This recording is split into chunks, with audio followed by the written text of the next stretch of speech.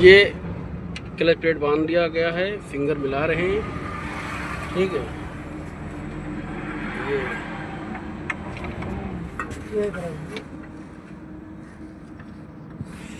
ये 75 number gear बक्सा है।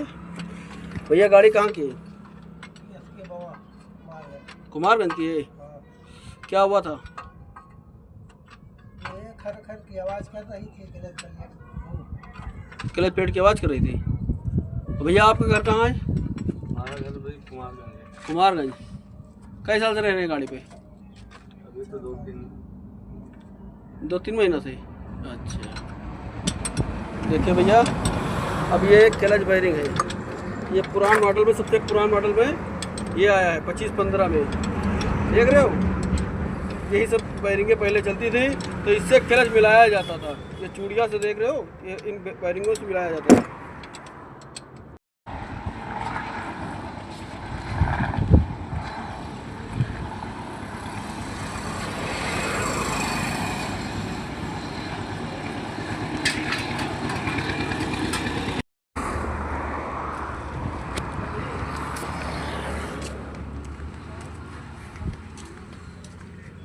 ये डीजल टंकी खुला है भारत बेंज का।